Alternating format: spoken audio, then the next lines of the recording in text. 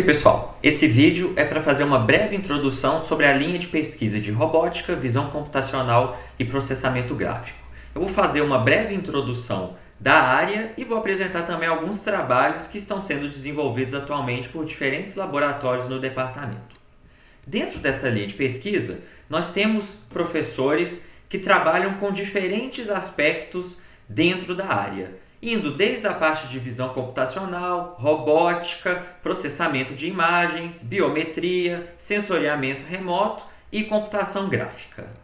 A visão humana é um dos nossos sentidos mais poderosos, justamente porque ela nos permite obter diversas informações diferentes. Por exemplo, desde o caso mais intuitivo, como a cor de um determinado objeto, como nós também podemos obter informações de distância ou até mesmo se alguma coisa na cena está em movimento. Quando nós falamos da computação visual, nós estamos falando especificamente da área da computação que utiliza informações visuais. Informações essas que podem ser recuperadas a partir de imagens ou de vídeos. Dentro da computação visual, nós temos 3 subcategorias que trabalham com essas informações visuais de diferentes formas, sendo processamento digital de imagens, ou PDI, computação gráfica e visão computacional.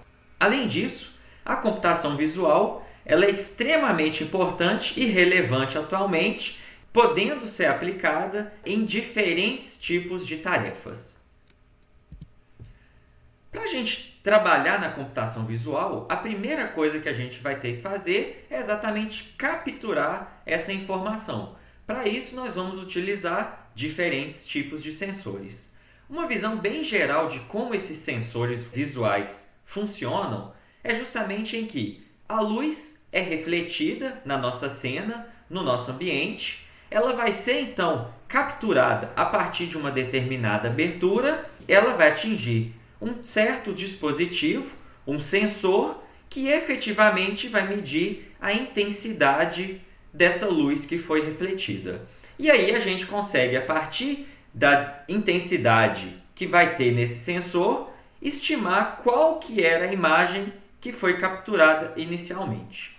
Essa imagem que a gente vai ter vai poder ser processada, então, de diferentes formas. A gente vai poder adquirir informações de baixo nível, por exemplo, um tratamento de suavização, detectar bordas numa imagem, como nós também vamos poder usar essas imagens para fazer um processamento e adquirir informações de alto nível, ou seja, fazer uma reconstrução da cena ou determinado tipo de identificação de acordo com o que está acontecendo ali naquele momento.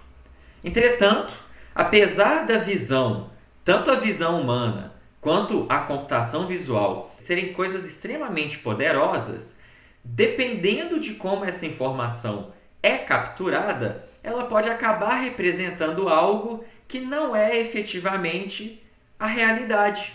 Então isso é muito comum quando a gente fala dessas ilusões óticas. Então a ilusão ótica é justamente porque quando a gente está tentando representar o mundo, o nosso ambiente tridimensional em uma informação que tem 2 dimensões, que é uma imagem, algum tipo de informação vai poder se perder quando a gente faz essa simplificação do nosso mundo real para uma imagem. Então, da mesma forma que o nosso sensor, a nossa visão humana, tem dificuldades em alguns aspectos, a parte da computação visual também vai enfrentar esses mesmos desafios. E nós vamos ter que desenvolver técnicas exatamente para tratar esse tipo de coisa. Falando um pouquinho mais daquelas sub-áreas da computação visual, nós temos aquelas 3 áreas.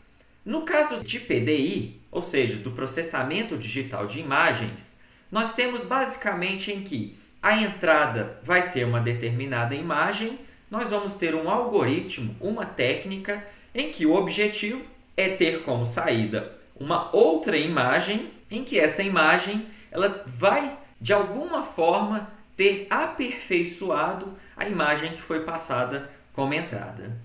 No caso de computação gráfica, o que nós vamos ter nós vamos dar como entrada um modelo matemático E a partir desse modelo matemático, nós queremos gerar uma determinada imagem como resultado, uma imagem sintética.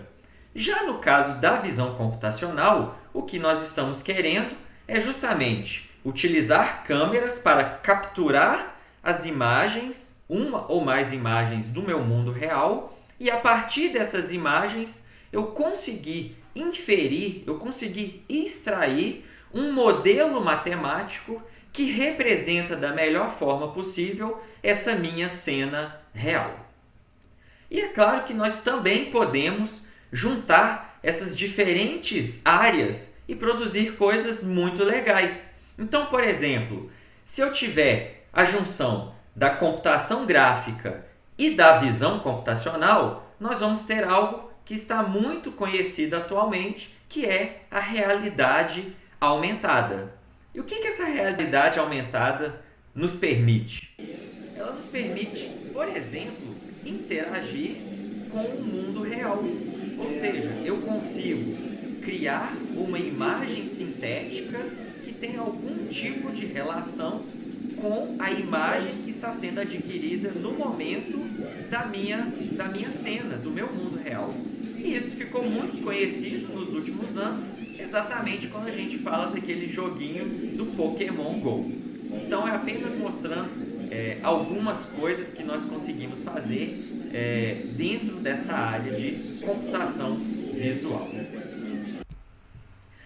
Além disso, além de joguinhos, nós também podemos citar diversas outras áreas e aplicações que fazem uso da computação visual. Ou seja, tanto parte de segurança, de medicina, em indústrias e partes também de entretenimento. Por exemplo, nós podemos citar o caso do sensor Xbox, que faz uma interpretação da cena para poder atuar em cima do jogo. E também nós temos toda a aplicação, principalmente de computação gráfica, em diversos filmes, em que elementos sintéticos são criados para interagir, às vezes até com atores humanos efetivamente. Falando um pouquinho sobre pesquisas que são desenvolvidas dentro do nosso departamento, nós podemos começar falando sobre a questão de biometria. Uma coisa importante em que nós podemos usar a computação visual é justamente para poder identificar as pessoas em uma determinada cena.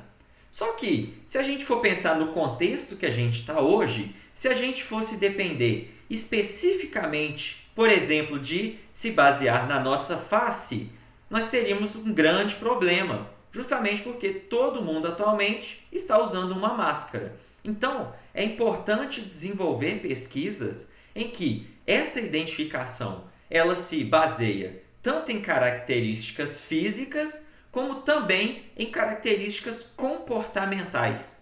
Por exemplo, como uma pessoa anda. Então, o modo de andar de uma pessoa pode acabar servindo para a gente fazer essa identificação e esse reconhecimento de uma pessoa. Outros exemplos dentro do que nós podemos chamar de computação visual fazem parte exatamente de uma área voltada para a questão de vigilância. Ou seja, nós podemos ter câmeras espalhadas por toda a cidade, mas a quantidade de informação vai acabar sendo muito grande para um operador humano unicamente conseguir trabalhar em cima daquilo. Então, nós podemos fazer uso de técnicas computacionais justamente para ajudar a interpretar essas informações e, por exemplo, fazer um reconhecimento automático de placas, fazer uma detecção de eventos anômalos, ou seja, de eventos que não deveriam estar acontecendo naquele lugar ou naquele momento, e isso tudo pode acabar ajudando um determinado operador a tomar uma decisão. Outra área bastante interessante dentro da parte de computação visual está associada ao sensoriamento remoto. Da mesma forma como nós podemos adquirir essas informações usando uma câmera fotográfica ou uma câmera de celular, nós também podemos usar informações visuais que não são obtidas de maneira tão convencional. Ou seja, nós podemos utilizar, por exemplo, satélites, para pegar informações que, além da informação visual, vão nos retornar outras características também a partir daquela cena que está sendo capturada.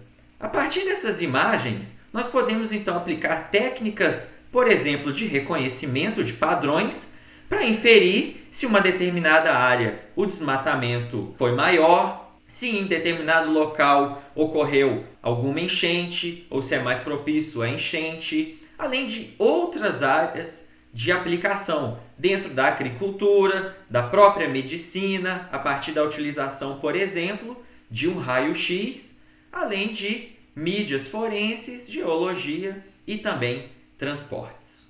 Falando um pouquinho mais da questão da visão computacional, uma das áreas que nós podemos usar a visão computacional é justamente para, a partir de um conjunto de imagens, inferir como que era a estrutura daquele ambiente em que as imagens foram coletadas. Então, a partir disso, lembrando que, como eu falei, a visão computacional tenta inferir esse modelo matemático. Nós podemos fazer uma representação tridimensional efetivamente mais fiel do que simplesmente o conjunto de imagens. Nós também podemos usar a questão da visão computacional voltado para a ideia de Video Analytics. Ou seja, nós podemos trabalhar em cima dessa informação, que é uma informação que tem um tempo associado, é um vídeo, justamente para fazer diversos tipos de processamento. No caso, nós poderíamos ter um vídeo muito longo, que a partir das técnicas que são aplicadas, ele poderia ser comprimido, sendo que momentos importantes passariam de uma maneira mais lenta. A ideia também é justamente a gente conseguir compactar a informação e facilitar a análise, o uso dessa informação por algum operador em uma determinada aplicação. Outro problema interessante na área é o problema de transferência de movimento. Nesse caso, o principal objetivo é, dado uma imagem de entrada, fazer com que essa imagem alvo de uma pessoa seja colocada como parte integrante de um vídeo que nós já temos. Isso é muito relacionado, por exemplo, com a questão de computação gráfica também, onde o principal objetivo é produzir conteúdo, é gerar um conteúdo sintético que vai acabar sendo utilizado junto com um conteúdo que já existe. Então, a gente pode ver alguns resultados bem interessantes aqui, onde a gente consegue usar uma imagem única de um determinado modelo e deve ser feita toda a extração de um modelo matemático, ou seja, da forma, de movimento, e isso tudo deve ser combinado então nesse resultado final que nós temos ali. Já no caso da computação gráfica, nós poderíamos pensar em, a partir de determinados pontos de vista, como se fossem imagens bidimensionais, como que eu posso gerar uma representação tridimensional daquela informação que foi passada dentro daquelas três imagens anteriormente. Isso é muito legal justamente porque permite a gente acelerar, por exemplo, a criação de modelos tridimensionais que podem ser usados também em diferentes aplicações. Então, como eu falei, a questão da computação visual está muito em voga atualmente e diversas empresas como Google, Microsoft, Facebook possuem times de desenvolvimento especificamente para tratar dessa área. Então, no caso da Google, nós podemos pensar toda a questão da análise que é feita nos vídeos que são submetidos no YouTube, no Facebook, toda a questão que é feita, por exemplo, para conseguir identificar uma pessoa e fazer a marcação dessa pessoa também. Falando um pouquinho sobre a área de robótica, a primeira coisa que a gente tem que pensar é: o que é um robô? Gaste alguns segundos pensando o que é um robô. Tenho certeza que na cabeça da maioria de vocês veio alguma imagem parecida com essa aqui. Ou seja, quando a gente fala de robótica, acaba que a questão do entretenimento, de cinema, é ainda uma área que passa muita informação para a gente. Mas se a gente for parar para pensar em robótica real, que a gente tem no mundo real, os nossos robôs eles acabam tendo outros formatos não tão parecidos com o que a gente acaba vendo nos filmes. Então nós temos desde manipuladores robóticos, que já são aplicados em indústrias, em linhas de desenvolvimento há muitos anos, até como recentemente nós temos a questão da robótica móvel voltada para o uso de veículos autônomos. Seja a questão de um carro autônomo, seja a questão de drones, que também são muito utilizados atualmente. O que a gente tem que entender é que quando a gente fala de um robô, na verdade a gente está falando de um agente inteligente. As principais características que esse agente inteligente vai ter é que esse agente ele está no mundo real, ele está interagindo de maneira física com o meio ambiente e esse ambiente vai poder ser percebido por ele a partir de diferentes sensores, por exemplo, uma câmera, um laser, um sonar. Esses sensores eles vão ter que ser interpretados de alguma forma, ou seja, nós vamos ter toda uma inteligência artificial que vai ser usada para fazer essa interpretação dos sensores, aplicar uma determinada lógica e, finalmente, fazer algum tipo de ação em cima desse ambiente. E para fazer essa ação, nós vamos ter diferentes tipos de atuadores. Lembrando que os nossos robôs eles vão poder atuar em diferentes ambientes, seja numa indústria, seja na agricultura, seja no ambiente doméstico.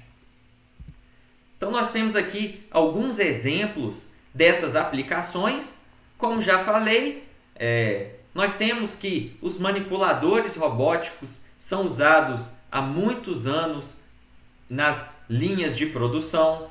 Mais recentemente, nós temos robôs domésticos que passaram a integrar o nosso cotidiano.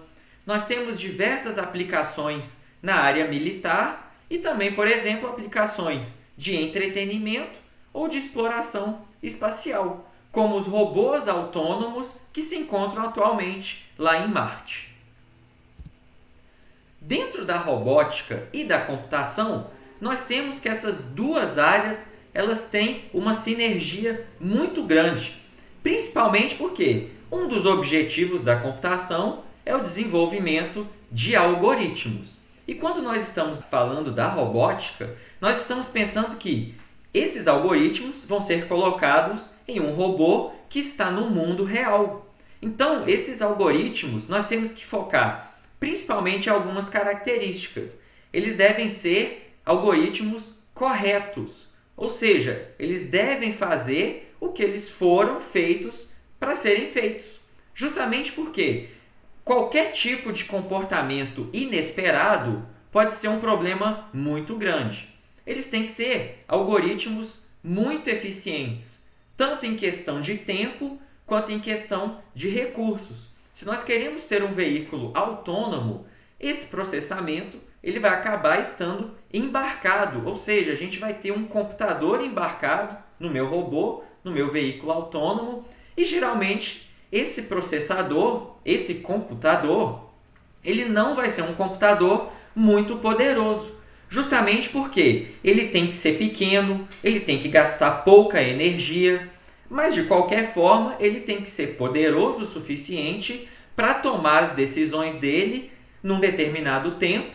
Ou seja, o meu robô ele não pode decidir desviar de um obstáculo depois que ele já bateu.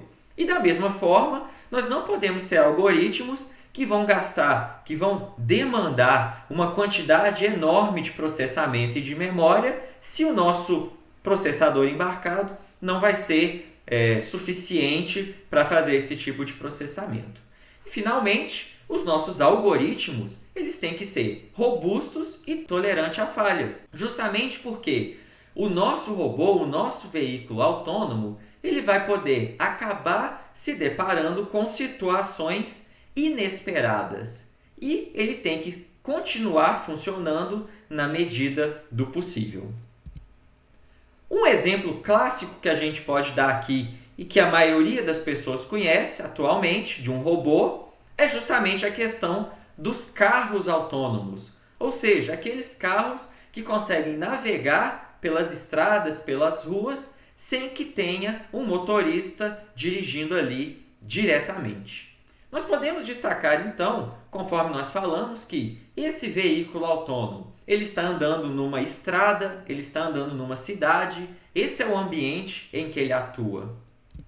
Ele vai ter um conjunto de sensores para poder perceber o ambiente e tomar suas decisões, e ele vai ter os seus atuadores. Por exemplo, virar para um determinado ângulo, acelerar, frear. Então a gente consegue ver como que esse veículo autônomo funciona de uma maneira mais geral.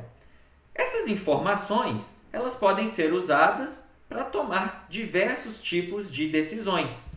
Então, por exemplo, pensando na questão da computação visual que nós acabamos de falar, nós poderíamos usar uma câmera embarcada no nosso robô para detectar as faixas e saber se o meu veículo ele ainda está trafegando na faixa que ele deveria estar trafegando. Eu posso usar a câmera para identificar pessoas na minha cena e tomar uma determinada decisão. Claro que essas informações vão ser cada vez mais complexas. Então, além de informações básicas como a faixa, talvez nós vamos precisar tomar decisões baseadas em informações mais complexas, ou seja, associadas, por exemplo, às leis de trânsito.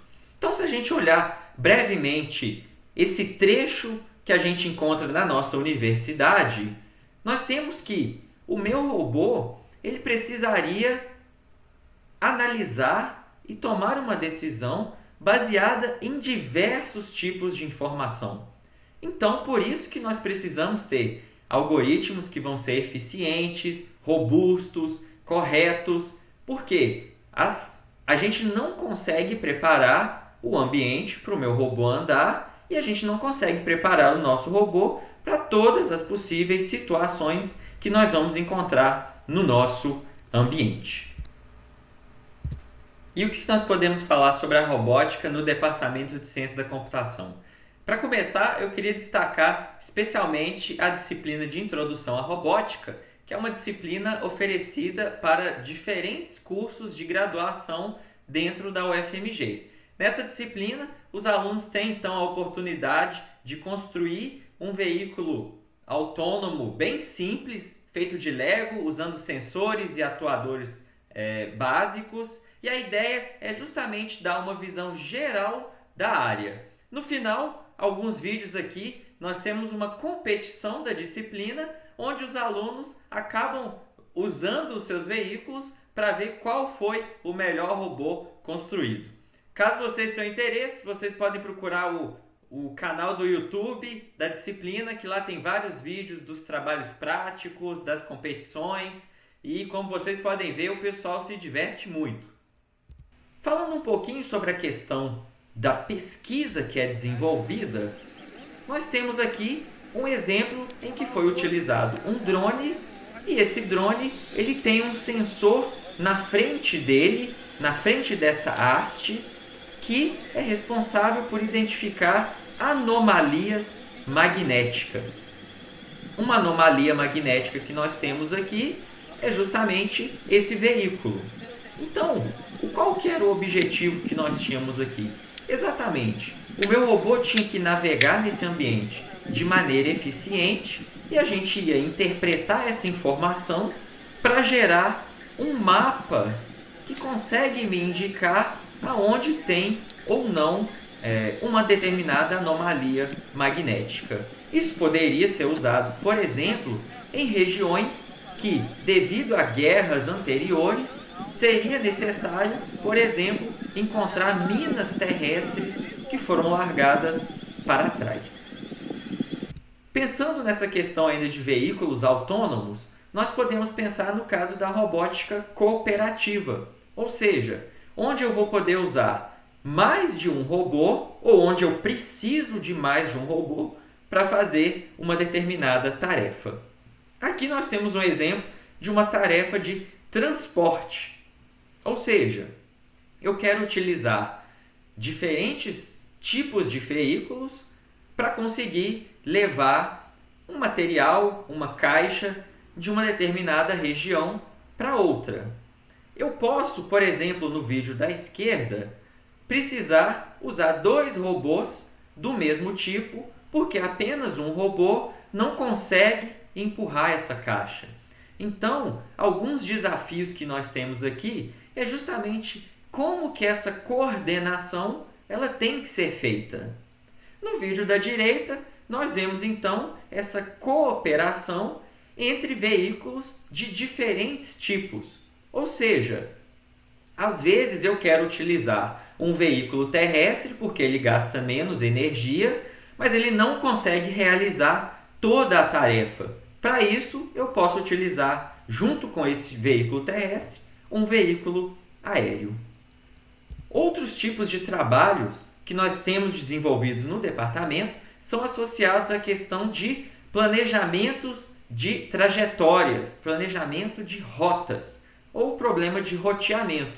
Ou seja, como que eu faço um robô ou mais de um robô trafegar no meu ambiente e sair de uma determinada posição, chegando a outra posição de maneira eficiente e principalmente de maneira segura, evitando, por exemplo, colisões e obstáculos que nós podemos encontrar no nosso ambiente.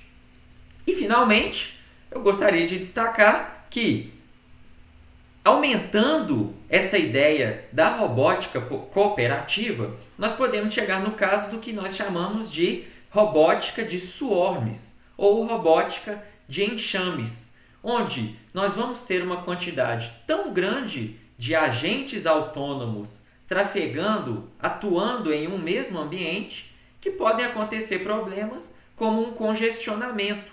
E esse é um problema que a gente encontra inclusive na vida real.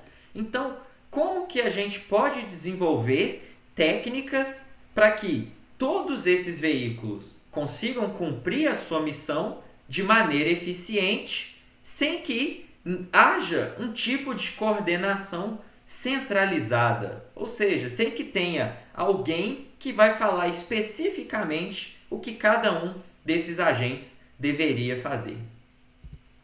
Então, nós também temos que a robótica é uma área em grande expansão atualmente e nós temos diversas empresas, tanto nacionais quanto empresas internacionais, que atuam em diferentes frontes associadas à robótica, desde a construção do próprio robô, como também focando especificamente no desenvolvimento de algoritmos e de software para a utilização desses robôs, então, especificamente.